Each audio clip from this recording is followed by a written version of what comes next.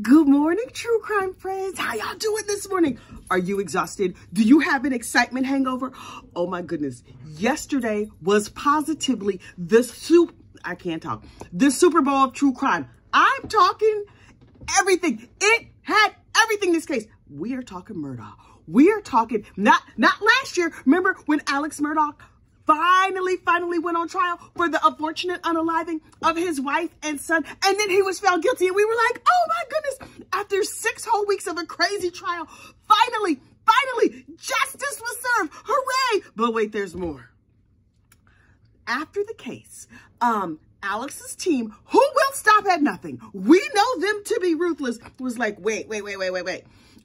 We're sure this wasn't fair. Yes, he probably unalived those people, but there was other things happening behind the scenes, and we don't want to deal with that unfortunate unaliving. We need to focus solely on the clerk of court, Becky Hill.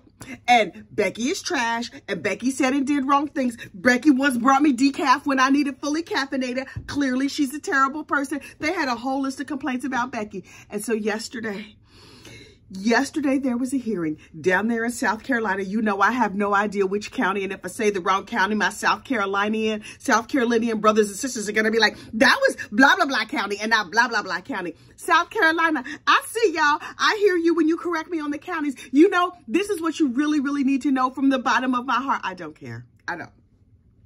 I live in that Jersey. I'm doing good to find South Carolina on the map if you want to know the truth. But anyway, so look, yesterday, in the Murdaugh hearing about juror misconduct, let me set the stage for you. It's a big, beautiful courtroom. Oh, everybody was there. Will Folks was there in a suit. Who knew Will Folks owned a suit? Sandy Smith was there. That's Stephen Smith's mama. Eric Bland, all the attorneys, Joe McCullough. Joe McCullough just had a heart attack like 3 seconds ago. I thought he should be over there like in the ICU or something. Nope. He donned a suit. He was like a little thin, a little drawn, a little pale. That's okay. He was in the house. He was like, let me just take this heart monitor on with me. Yeah, I got my pole right here. Don't worry about this beep. I'm going to turn the beeping on silent, and we're going to have this trial. Okay, so look. Everybody knows the numbers of the jurors from the, oh, juror ABC is like this, and juror 1, 2, 3 is this, blah, blah, blah. The judge is like, I'm going to scramble up the numbers so you can't tell which juror is which, and then we're not going to put their faces on TV, but you can hear their voices. And the judge was like, lawyers, sit down. I'm going to question the jurors. And I was like, yes, Judge Toal, come through, girl. I need to hear from you. Now, listen, we know Judge Toal from the school of I don't have time for your mess. Listen, I thought it was just Jeannie Seconder down there in South Carolina who didn't have time for your mess. Oh, apparently it's a whole bunch of women down there who do not have time for any kind of mess. They are smart. They have integrity, and there are no nonsense. Oh, I love that. So Judge Toal was like, I graduated cum laude from the school of I do not have time for your mess. I have a gavel right here. I will not refrain from bonking you on top of the head. So you better keep yourselves together. Now, I will do it with grace and humor, but bonked you will be.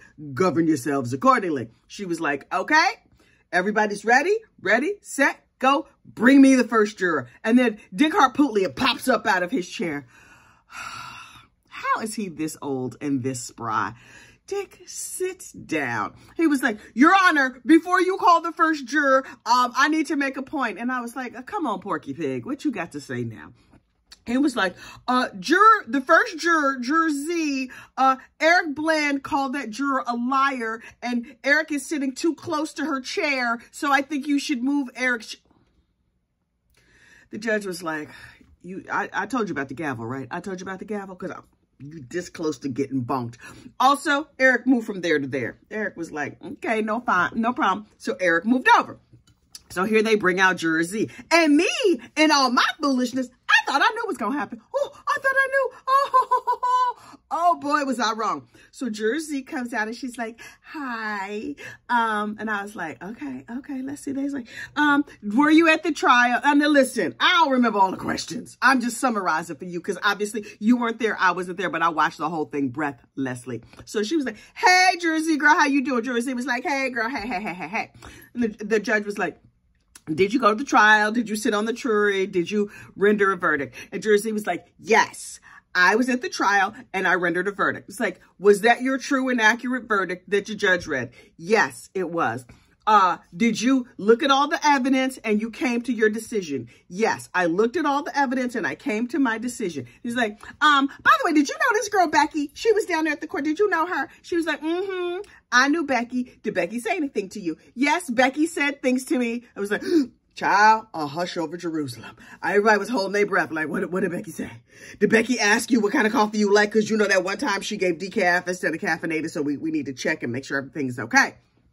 She was like, Becky told me that to watch his body language and to watch his mannerisms and some other stuff, but I don't remember what else because my lawyer gave me all the notes. Now listen, I'm summarizing. This is what it rose up in my spirit, what this juror was trying to say. She flubbed it up, but she did enough to do damage. I was like, okay. She was like, she said, look at his body language. And she said, don't trust him. And she said some other stuff, but I don't remember what the other stuff was because, I didn't study my notes that hard. And so, Becky is I felt like Becky thought he was guilty. And so, that's why I voted guilty. Child, everybody was like, Alex Murdaugh is getting a new trial. Oh my God. Oh my God. It is official. So the judge is like, let me just run this back. She repeated everything that Juror Z said. And then Juror Z left the room. And I was just like, oh my goodness. And so Judge Toal was like, now what y'all gonna do? I mean, state, I would like to hear from you. And the state was like, all 12 of us are up on our feet. We looking through papers. We scrambling. We trying to find things or whatever. Because here's the thing. Going into this trial, we knew 11 jurors were going to say, Becky ain't do nothing. And we knew there was one juror that was a wild card. We didn't know what that juror was going to say. Well, looks like we found the wild card right off. It's Juror Z. So, Dick Harpootlian was like, see, I told y'all. Happy dance. Alex Murdaugh looked like he was actually praying. You know Alex Murdaugh don't pray. Alex was like, dear Jesus, personally, no, Jesus, I understand that you probably have a full docket. God, I'm going to need to talk to God personally. Please, God, let Judge Toal send me free so I can go out in these streets and rip off some more people. Thank you. What is that thing you say at the end of prayers? Because you know he ain't know. Because he was just like, a woman, a shotgun. I don't know, the end. So he was just like, okay. I think we almost got it. Also, note to self, remember what you say at the end of prayers. And then he was just like, okay, I think we're doing good. And then Creighton Water stands up and was like, Your Honor, that heifer had this affidavit the last time we spoke to her, and she said something different. So can you bring the heifer back in here and ask her?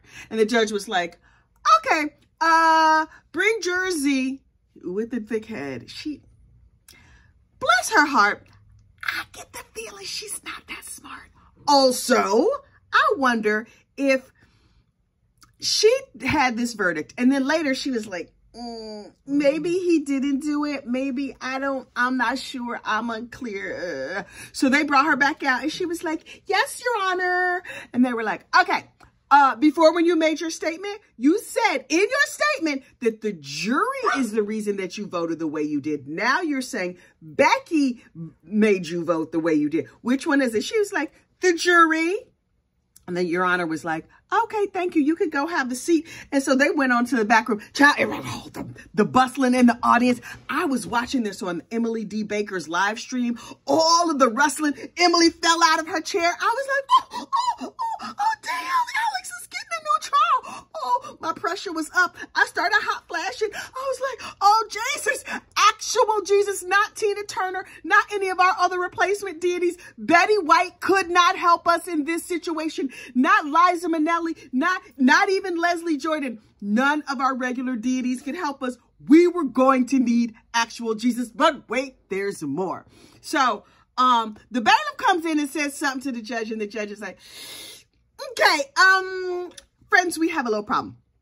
So, you know how I told you the jurors were over there in the back room, right? They were over there in the back room, minding their business.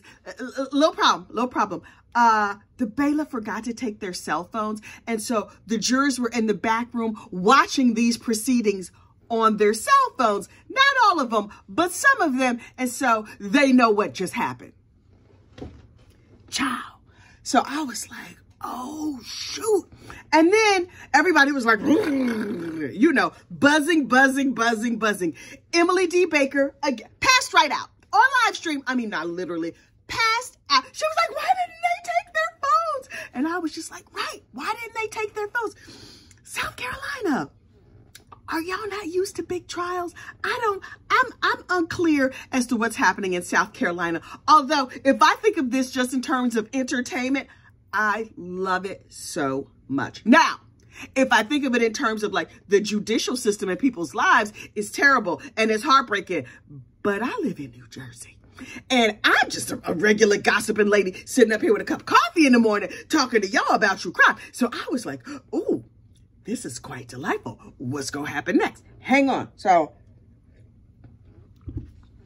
after they discovered that all the jurors who were supposed to be sequestered and not know anything about what was going on, they were like, okay, we're just going to ask them one extra question. So then they had all the other jurors come in and they asked them, did you vote like this? Yes. Did Becky talk to you? No. And they also threw in an extra question. Number one, did Becky give you a ride home? All the jurors was like, no. Number two, were you watching the thing on the cell phone? Some said yes, some said no. Most of them said no. And it was like, who had the cell phone? And so most of them said no, but then one juror was like, I was just looking at Facebook and it popped up on Facebook. So we was watching it. But then we closed it right away. Sure you did, girl. Sure you did. Anyway, so I was like, okay, how is this all going to play out? After Juror Z got up there and was like, Becky influenced me. Also, my hat is very, very empty. It's like a balloon. It might float away. The lawyer for Juror Z got up and was like, Your Honor, I would like to speak to you before you go proceed with the trial. And the judge was like, now, for what we not going you saw my gavel, right? What we not going to do is have a bunch of lawyers involved in this mess, because I could bonk you on the head just like I could bonk these other Mama Lukes. You better what? And so she's like, wait. Oh, it's a security issue. Well, come on up, but I'm going to keep my gavel right here. So the juror was the attorney for the juror said, we have security concerns about this one juror. Is she gonna be safe? And I was like, wait, in the back room, all these other jurors might jump Juror Z and beat her down? Say more. Please, please, please tell us everything. So they called Juror Z over in the back room and they were like, hey girl, hey, are you afraid that they're gonna beat you down in the back room? And she was like, no, I'm fine. Also, I drove here in a Maserati. Can I go get in my Maserati? Yes, I work down at the bakery. And don't all bakery workers have a Maserati? Oh, you don't have one? I don't know what to tell you about that. Okay, have a good day, bye. And I was like, dang. So, the Juror Z feels very safe and protected among the other jurors. Okay. So they ask everybody the questions and then they get Miss Becky on the stand. Now listen, Becky takes the stand. And they were like, do you promise to tell the truth? And Becky was like, yes. And when they asked her procedural questions, she was clear. She was unequivocal. And she was just like, we did it like this and this and this and this. Now listen, she was on the stand for an hour. Let me summarize it for you in just a few short sentences. She was like, yeah, I didn't do anything wrong. I don't know what they're talking about. And I was like, oh, okay. Well, she said she didn't do anything wrong. Only clearly something happened. We're not entirely sure what. And then they started asking her, well, what about your book? She was like, I don't, what? My book? I might have said some things in my book. I took creative license. Ma'am, it was a nonfiction book. That means, I'm not sure if you understand, that means it's supposed to be not fiction. So when you take creative license, that means you lied. I mean, that's like a fancy way of saying lie. But at the end of the day, you just told us in your nonfiction book, you lied. Okay. we got you. And they were like, okay, ma'am, and what about this thing and this thing and this thing? There were certain questions you could tell she was like, clenching up my butthole. She was just like, oh, I'm not sure. Well. And then the judge asked her some questions and she was like, yes, Your Honor. Now she's sweating bullets, fully sweat. She needed my little neck fan. Child, she needed a neck fan worse than anybody I ever saw in my life. She was just like, Your Honor, well, see, what had happened was, but I promise you, I'm telling the truth and I didn't do anything wrong. And they said, oh, and Becky, they said you gave a juror a ride home. How you giving jurors rides home?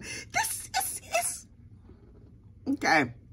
So Becky got up there, sweated her behind off. The whole time, the easy questions, the procedural questions, she was on it. She had it, no problem. The harder questions, she was like, she looked like somebody had goosed her. And I don't mean like goosed her with like a finger. I mean goosed her with an entire goose, wings and all, the whole thing. Anyway, so she was looking a little ill. And so when her testimony was done, they had her go sit down. And old poop, and I was like, wait. Alex is getting a new trial. I can't believe Alex is getting a new trial. Oh my God. So Becky goes and sits with the goose in her behind. The feet was still sticking out, flapping. She was clearly uncomfortable, just sitting there like these wings are tickling my intestines and these feet are uncomfortable to sit on. Clearly the goose is dead. Obviously we having goose for dinner. Anyway, so she sat there next to that very pretty Justin Bamberg, but he knows he's pretty. So, hey, Justin. Anyway. So she's sitting there and she's looking nervous. And Dick Harpootlian gets up and was like, obviously, we need to rebut some of the things that Miss Becky has said. So we're going to bring in some other people to prove to you, Your Honor, that she's a lying sack of sugar. And the judge was like, I did not want to make this about Becky. But since clearly there's some credibility issues, we need to have other people come in and rebut what Miss Becky had said. The egg juror was out. We knew from jump they were not going to have the egg juror in. So who did they bring in? Miss Rhonda.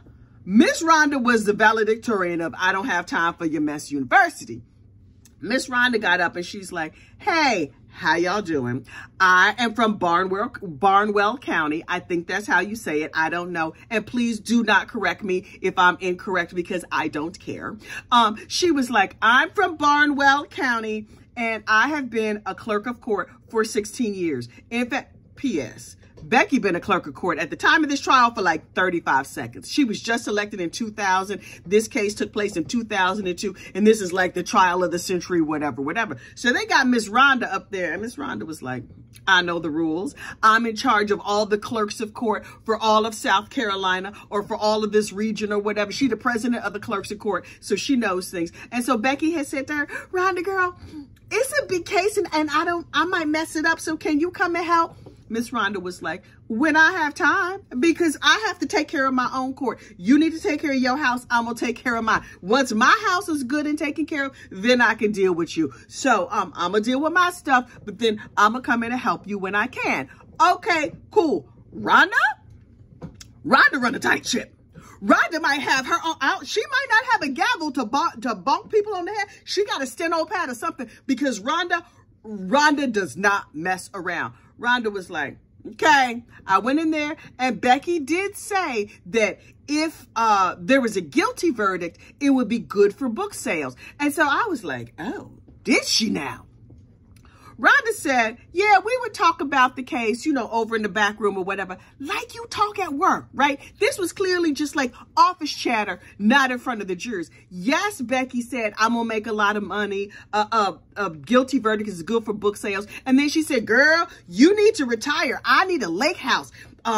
We're about to make bank off this book, but it's clear to me, at least, that this was kind of a running joke. So did Becky say it? Yes. Did she say it in front of the jurors?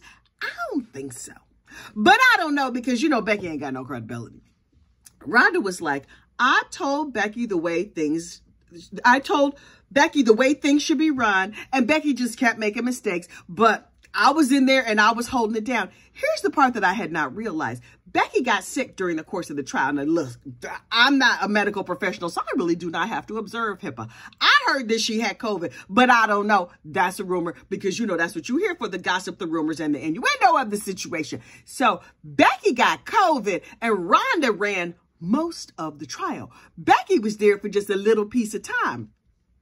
Can you imagine what havoc she might have wrecked had she been there the whole time? Thank God for COVID, keeping her behind at home. Oh, you know, she was mad. She was like, I have all the FOMO in the world. So when Rhonda was there, Rhonda ran a very tight ship. Becky, on the other hand, was like, I'm trying to sell books. I'm trying to get famous. I'm trying to retire. Oh, and they asked her, how much money did you make off the book? And I was like, yes, Miss Becky, how much money did you make off the book? And she said, not very much. And they were like, okay, what is not very much? And she was like $100,000.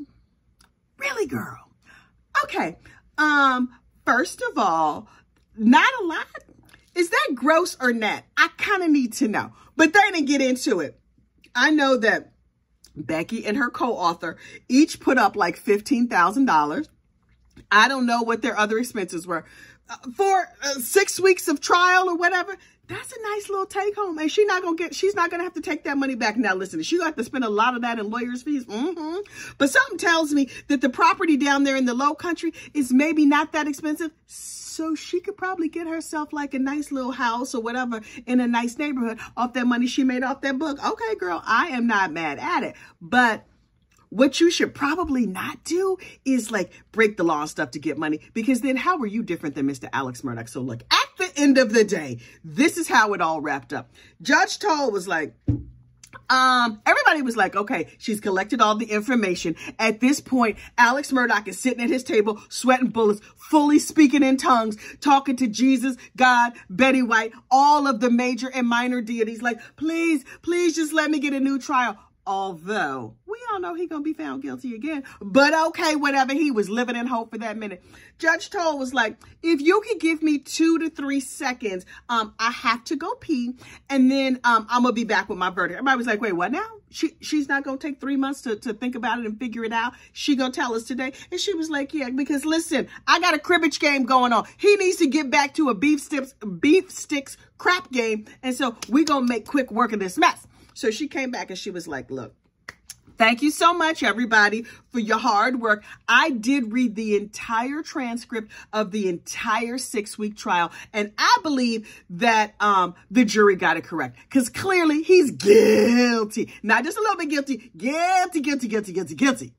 That notwithstanding, this is my finding, and I'm leaning in. And they said, did Becky do things wrong? Did she have improper communications? Was Becky shady? Does she have no credibility? I find, yes, she was trash. Becky is all kinds of trash. And she saw the Siren Song of Fame, and she thought she was going to be famous. And so, she was just like, I'm chasing this money. I'm chasing this money. Miss Becky had never been on a plane until NBC flew her to New York. What? Miss Becky is in her 50s. Becky, girl, what rock you been living under? Okay, no judgment. I'm not going to poverty shame nobody, because maybe she ain't have a need to fly no place. Okay, so anyway, so Miss Becky was, oh, child, that amphibian. Oh, hang on.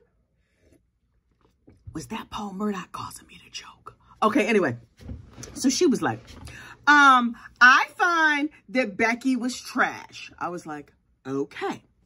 You know, she used judicial words. But at the end of the day, that's what she said. She was like, further, I find that even though Becky was trash, 11 jurors came up with the verdict, and they were strong and they were unequivocal. We had one juror who was like, maybe she influenced me, maybe she didn't. And so that juror does not have a ton of credibility. And so the verdict stands, no new trial for Alex. And if you want to keep talking about it, you can go on and do this in appellate court, because it's not on me. I'm going to get back to the cribbage and the mahjong and whatever else elderly, seasoned juries, judges do in their free time. I'm going to go to the lake. I'm going to play some golf. I'm going to bake a nice muffin. I'm going to hang out with Joe McCullough's wife, even though Joe McCullough get on my doggone nerves. So she was just like, I'm about to go back to my life. Enjoy going to visit the Supreme Court. Boom, bangs her gavel down, trial's over. I'm breathless, and I was like, oh my God, I have to make a video about this immediately. So my immediate reaction was members only, because it has some cuss words in it, because when I get excited, my language is a little spicy. So if you remember, oh wait, like this video, subscribe to the channel. Y'all know I always forget to say it, right? I always forget to say it. But my immediate first reaction is over in the members only spaces because language. Anyway, so I was like, oh my God, I'm breathless between the juror saying she was influenced and the Facebook thing. And then it was like back and forth, back and forth, back and forth. And Alex was like, dang. So here's what happens next. Alex and his attorneys will take this, they will appeal this hearing, and they will go on to appeal. But the likelihood that Alex gets a new trial is low, low, low, low, low. And if he gets a new trial, a decade from now. It'll be a long time from now. I'm really, really struck that the judge said, no, I did not watch this mess because I have better things to do. I spent all these years in court. I'm not going to spend my free time on the court TV. I'm going to spend my free time on the golf course and with my grandkids and backstroking in my pool because, you know, I have a pool now. Anyway, down at the senior center or whatever. I don't know. She got a personal pool. I do not know her financial situation, although she should write a book about this, but I doubt that she will. Anyway. So she was like, I read the whole trial, all 6 weeks of it. And to me, the evidence is overwhelming that he is an unaliver. And I was like, wow. Okay. So everybody vows to fight on. This is what you need to know. The two attorneys that are on Alec Murdaugh's side, Dick Harpootlian and Jim Griffin, there's some question as to if or for how long they will continue on this case. Word on the street is that the people at Jim Griffin's law firm are like, Jim, you need to dump this dog of a case. It is hurting us. It is distracting. It's costing a lot of money. You need to let this go. It's killing our business and it's killing our reputation. So it remains to be seen if Jim Griffin stays on this case. Dick Harpootlian, Dick Harpootlian's an old gas bag. He'll do it simply so he can stand up on TV and say stuff and so people know his name. People knew him all over South Carolina, but now he wants people all over the world to be like, is that Porky Pig? Oh no, that's Dick Harpootlian in a good time. Okay, cool. We're going to pay attention. So now every time he stands up to say something, people perk up, only not his wife because she like, I can't stand him. I'm going to go live in this other country. Oh, yeah, she's part of the Obama administration, and she's the ambassador for some other country in Europe. And so she's like, I get to live over here and not have to deal with him. So good. Hey, Miss Harpootlian, how you doing? I know you're not watching this. Look, this video has gone on for so long, but I needed to break down every single thing that happened yesterday in court because it was glorious to me personally, mostly just because I was living for the gossip. I'm living for all of the shenanigans and the back and forth and the going on, and everybody will have something to say about it. But now your friendly neighborhood gossip has had her say. Here is a pro tip for you. After you have watched this whole shenanigans and ridiculousness, that is my video about the Alex Murdaugh hearing, go back and watch it again on 2X. Personally, I watch everything on 2X. Everything on YouTube. Like most New Yorkers, I watch on 1X because otherwise it's just way too fast for me. But the whole rest of the world talk too slow. So I need to watch it on 2X. And I find that I get the most enjoyment out of my own videos. The ones that I rewatch, most of them I just rattle off and then just post it to the internet and hope for the best. But when I watch them on 2X, I enjoy them that much more. So that is just a little pro tip from me to you. Okay, look, I need to get on with my day. It's things happening over here at Gossip World headquarters. Also, I do have a regular and for real job that I should probably go get ready for right now. Y'all have a great day, and I will talk to you soon. Bye.